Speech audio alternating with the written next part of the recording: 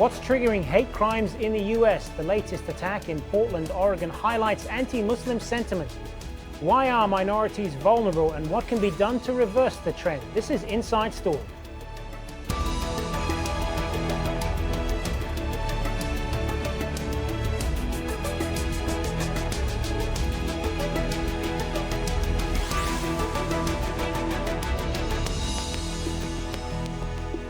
Hello and welcome to the program. I'm HarrisSafar. The fatal stabbing of two men on a train and serious injuries to another has turned the spotlight on bigotry and intolerance in the United States.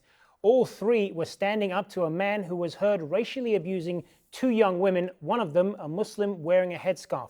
Their alleged attacker, a known white supremacist, is facing trial for aggravated murder and other charges. Was the attack an isolated incident or evidence of a growing trend? We'll get to our guests in a moment. But first, Rob Reynolds reports from Portland, Oregon. An outpouring of grief in Portland for three men hailed as heroes for stepping up to hate and bigotry. Two of the men were stabbed to death and another gravely wounded after they intervened to help two young women who were being harassed on a public transit train. Eyewitnesses and police say 35-year-old Jeremy Christian was shouting abuse at the women, one of whom was wearing a hijab.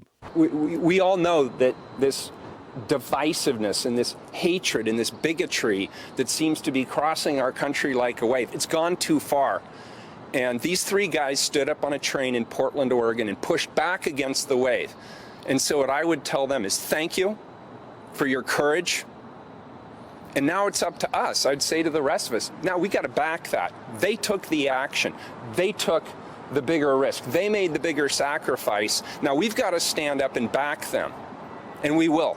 53-year-old Ricky Best, an Army veteran, and 23-year-old Taliesin Namkai Meche, a recent college graduate, were killed. 21-year-old Micah Fletcher is being treated for his injuries. They were all attacked because they did the right thing. Michael Kennedy tried to aid the dying men. What I first saw was the bloody tracks coming out of the door and the blood flowing out of the door. Then I saw him, and then on the other side of Taliesin was Ricky. Christian was arrested near the scene of the crime. Police and hate group watchdog organizations say he left a long trail of racist rants on social media directed against women, African Americans, Jews, and Muslims. Christian was seen at a white supremacist rally earlier this year, draped in an American flag and spewing racist remarks. Die Muslim! Die fake Christian! Die Jew! President Donald Trump tweeted, "The violent attacks in Portland on Friday are unacceptable. The victims were standing up to hate and intolerance. Our prayers are with them." Thank you to their family. The killings have stunned and shaken Portland, a famously liberal city that prides itself on a reputation for tolerance. Rob Reynolds, Al Jazeera.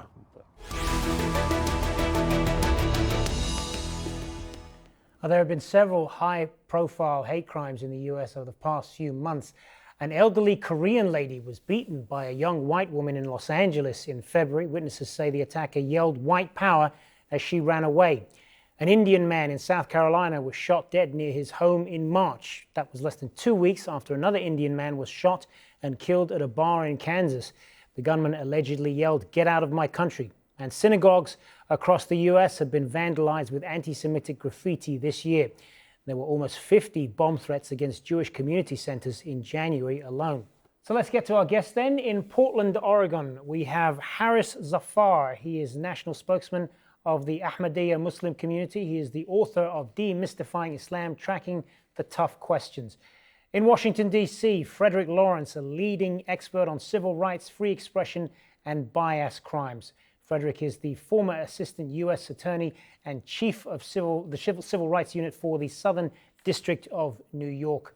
And in Irvine, California, we have Brian Levin, a criminologist, attorney, and professor at the Department of Criminal Justice at California State University. Welcome to you all. So HarrisSafar, obviously this is a story that's generated worldwide attention. I want to ask you, what's been the response from the city of Portland since this attack. Are you heartened by the response? Does it give you hope for the future? And can more be done? Yeah, absolutely. It's been quite a heartwarming experience just to see the outpouring of support that we receive. And that truly does show the character of Portland. We've seen this time and again. It happened after 9/11. It happened even in a slight manner after the elections, where we receive emails, phone calls from complete strangers telling us that they're sorry for what we're going through, that we're their neighbors, that we deserve to be here, that they're here for us. And so, yes, that I think is really the takeaway here, is that despite the fact that this gentleman, Jeremy Christian, committed such an act of atrocity and tried to divide us as a people, it blew up in his face and has ultimately drawn people together. And what did you make of the response from President Trump? He tweeted about it in a tweet condemning the attack, saying they were unacceptable. The victims were standing up to hate and intolerance. Our prayers are with them.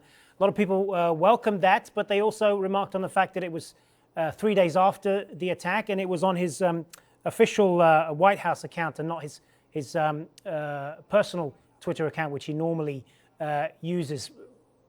Do you think that criticism is justified? Could there have been more? Certainly. Those 2 to 3 days it took for the president to comment certainly were very uncomfortable. I know we're maybe we're a little spoiled. The last 8 years, we did see a leader that did speak out for any act of atrocity. It didn't matter who the victim was, and he did so by way of press conference or maybe even going to visit the city themselves. So it certainly was troubling, and I think the Facebook post by Dan Rather was remarkably eloquent in making the case for why the president hasn't yet spoken. And the fact that it came from the official POTUS Twitter feed as opposed to his own lends to the question of whether it was even written by him, and also the fact that it didn't really reach the intended audience. It should reach his supporters, because not that he himself is a white supremacist by any stretch of the imagination, but certainly he has garnered the attention and the love and support of those who commit these type of acts, and it's important for them to hear that the president stands against such acts. Speaking more about these type of acts, Frederick Lawrence, we highlighted a number of them just a little bit earlier, but in terms of what constitutes a hate crime legally, what has to happen for this legally to be, or any crime to be legally classified as a hate crime? For it to be legally classified as a hate crime, we focus on what is in the state of mind of the actor. What was his intent? Was it motivated by bias, animus? Is it a criminal act of bigotry? Sometimes this is hard to prove, and sometimes it's actually shockingly easy to prove. So in a case like this, where someone is singled out because she's wearing a hijab, or in some of the other cases that you mentioned, where it is clear that the victim has been selected in a racially discriminatory manner, it's actually, as I say, shockingly easy to prove what the motivation was. And that's what causes the enhanced harm of these crimes, and that's why they're punished differently. And when does it conflict with a person's right to free speech? When is it just free speech, and when is it a hate crime? And how do you strike that balance? I think that's a great question. I think when the speech ends and the act begins is where we have the case of a hate crime. So, for example, there's a Supreme Court case that perfectly captures this involving the cross-burning statute in Virginia. If the Ku Klux Klan is burning a cross at one of their rallies, that may express views that I certainly find abhorrent, but that's protected free speech. When someone burns the cross on the lawn of an African-American family to terrorize them, that's crossed over and that becomes punishable. So again, ask what's in the mind of the actor.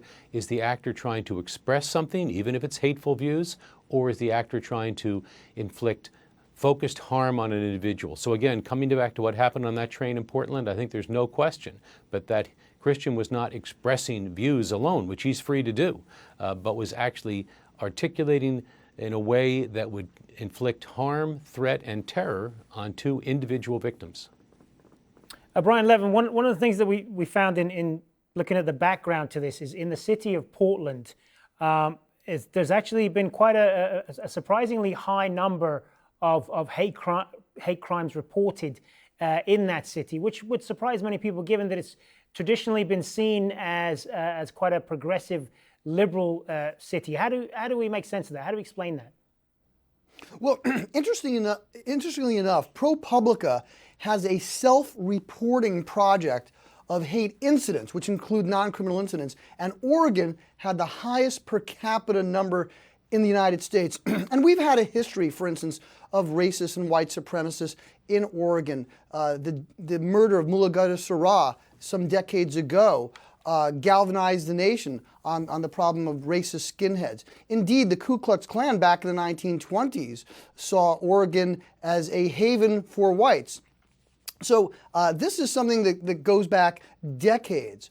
But what I would say is that in addition to this local problem, we're also seeing a national increase in hate crime, both in 2015 and our Center for the Study of Hate and Extremism at Cal State San Bernardino just did a national compilation of hate crime. This is officially reported to police across the United States in 25 large cities and counties, and we saw a 6% increase, but a much greater increase in the larger cities and here in California.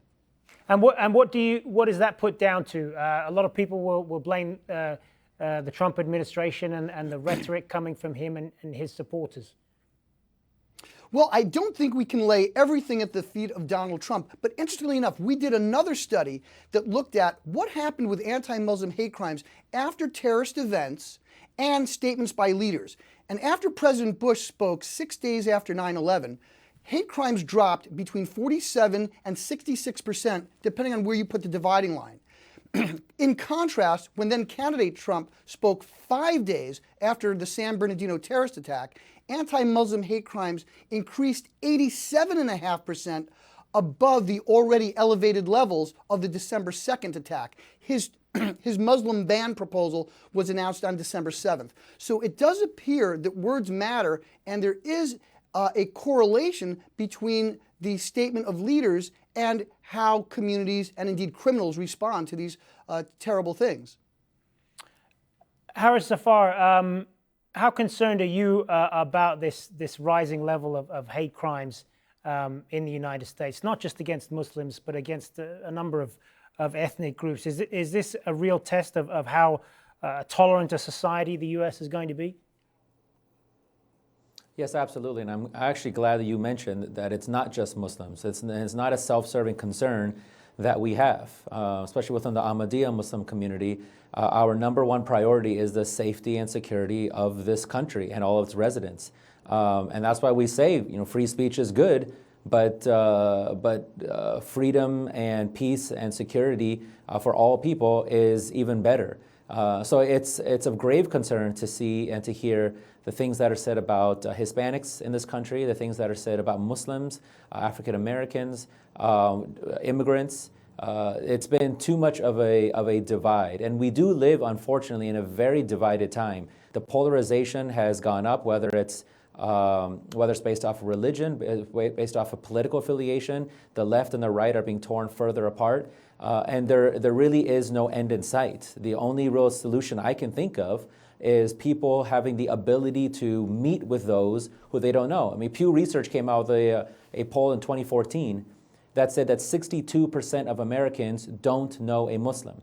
So when you have the vast majority of your population that says they don't know a Muslim themselves, then it makes sense that they'll fall victim to the narrative they see online or on some skewed networks. And so that's why we believe that the solution is getting to know people. So when we launched the Coffee, Cake, and True Islam initiative, which is us and the Ahmadiyya Muslim community sitting in coffee shops and malls in our 70 chapters around the country, simply to present ourselves in an uncomfortable way, but to spur a dialogue, it's to find those 62%. And we believe that education will solve this problem.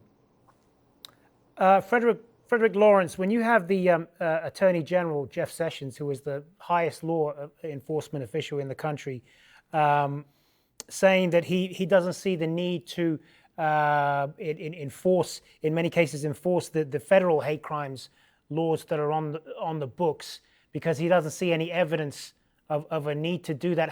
What are the implications of that, particularly because, as I understand it, many of these cases require his direct approval to go forward?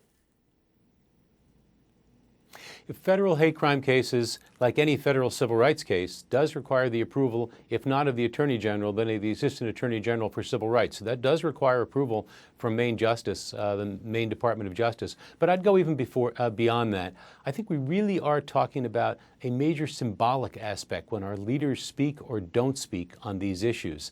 Harris was talking about earlier about what the feeling is in Portland when there's an outpouring of support.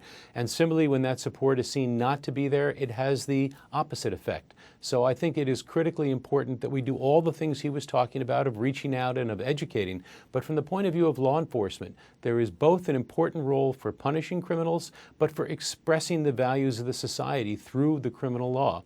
Now, it is true that virtually every state has a hate crime law at this point, and many states are particularly good at enforcing those laws. And where that happens, there is less of a need for federal law enforcement. That said, it is extremely important that the federal government, as part of its commitment to enforcing all the laws and the equal protection of the laws, makes very strong statements and clear statements that this kind of behavior is unacceptable, and I'd go further, is un-American in the deepest sense of what it means to be an American. Brian Levin, when you talked about the hate crime statistics earlier, you mentioned, of course, reported hate crimes, and that's an important point, isn't it? Because there are many states where there aren't many hate crimes reported, but the reason for that could be that many people just don't see it making a difference if they report this crime or not. Just talk to us a little bit about that. Yes, there's myriad reasons why victims may not report. They might be embarrassed. They might not know that they're part of a pattern of targeted criminality, or there are cultural or linguistic issues, or just knowing who to call. But what we also have seen, though, in many places, in 87 or so cities in the United States with over 100,000 population, we've seen 0 reports of hate crime. That's bad. Florida, for instance, has had Miami and Jacksonville and Tampa, St. Pete not reporting hate crime. So there are more reported hate crimes in certain segments of Los Angeles than the whole state of Florida, the 3rd largest state in the country. Mississippi reported no hate crimes the last time the FBI collected data. So we have really uneven reporting. But what we've done is we've targeted large cities and places that have collected data, and we found some disturbing trends. And again, a 6% increase in the largest cities and counties in the United States. And of those places where they broke it down for 2016, anti-Muslim hate crimes were up in 5 of the 6 cities that we were able to garner that data. So I think what we have to have is a partnership between non-governmental organizations, local authorities, and the federal authorities who have the resources and sometimes the personnel to help smaller communities both train law enforcement and respond to these hate crimes.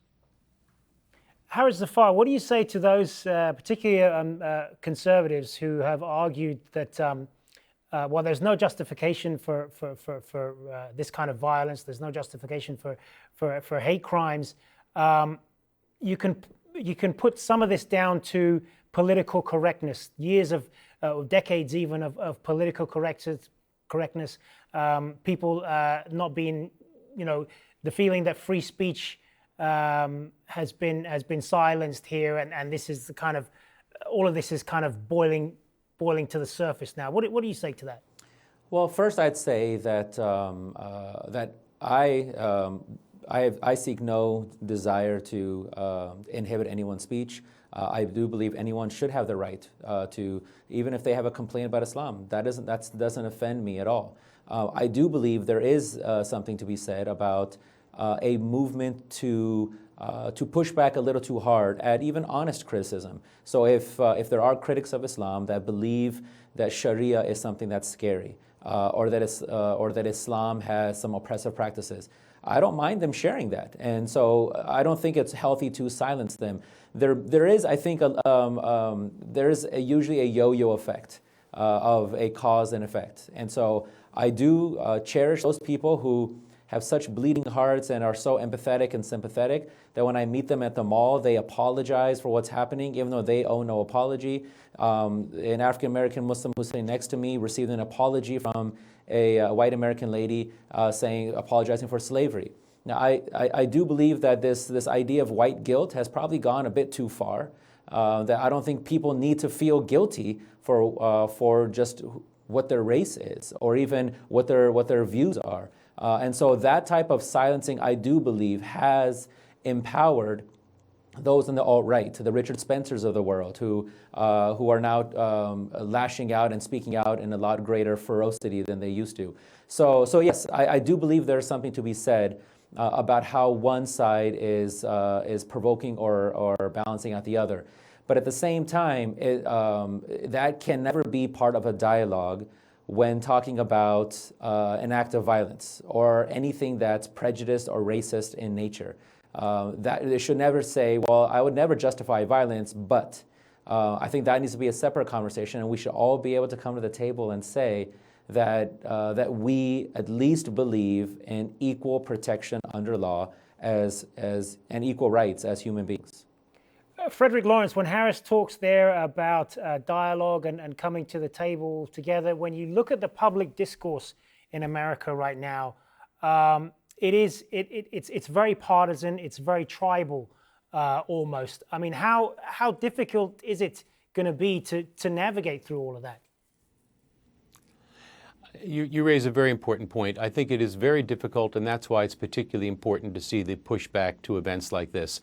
I actually come out of this event very heartened by seeing not just the reaction in Portland, but the national and indeed international reaction. But I think it does demonstrate how important that is going to be. Increasingly, people get their news from the same sources as the other people with whom they agree. People look at different facts and actually have different bodies of facts they're looking at, and we are going to have to, as a society, find ways to get past that. To a large extent, I think our leaders have an important role to play in that, but all of us as leaders in civil society and NGOs have an important role to play in that. Brian Levin, what's your take on that? Is it incumbent on leaders to do more in this area? Yes, but it might be that the leadership is going to come from average citizens, like the heroes who are in our prayers from Portland. We did a study about something more broad that is not exactly covered by traditional hate crime data collection and statutes, and that's what they call in Europe civil or civic cohesion. So here in California, we've had a variety of public demonstrations and public conflicts that have turned violent, with hundreds of people being arrested or facing possible charges, and property destruction that resulted from campaign rallies, Trump rallies, or people who were pushing back from the hard left. And that's one thing that I think is important. The discourse generally, not just with regard to prejudice, has become so coarse and so divisive that we're seeing violence that's coming up in the political arena, not just with regard to prejudice. And that's something that is worrisome. The trust that Americans have in the institutions that bind us together and the processes that do so, the Supreme Court, academia, media, medicine, the financial markets have all plummeted over recent decades. And we have to have some commonality, not only with respect to agreeing to disagree, but getting our information from a variety of sources and then having dialogue and discourse that's not about slamming each other over the head. And that's disturbing. So we're seeing something where both the hard right and the hard left are also increasingly violent in the political context, as we've also seen hate crimes rise, apparently for the last couple of years. And if that's true, that'll be the first time since 2004 when we've seen back-to-back annual increases. Although, luckily, we're still below levels of 10 years ago, but we might very well be at levels that we haven't seen in recent years. Of the 25 cities that we looked at, 14 were at or above multi-year highs for hate crime. So it's a much more broader context, both politically and with regard to prejudice. And on that, we are going to have to leave it there. Thank you to all three of you, Brian Levin, Frederick Lawrence, and HarrisSafar. Thanks very much for being on Inside Story. And thank you, as always, for watching. Remember, you can see this program anytime by visiting our website, aljazeera.com. And for further discussion, go to our Facebook page. That's facebook.com/AJ Inside Story. You can also join the conversation on Twitter. Our handle there is @AJ Inside Story. For me, Hazem Sika, and the whole team here, bye for now.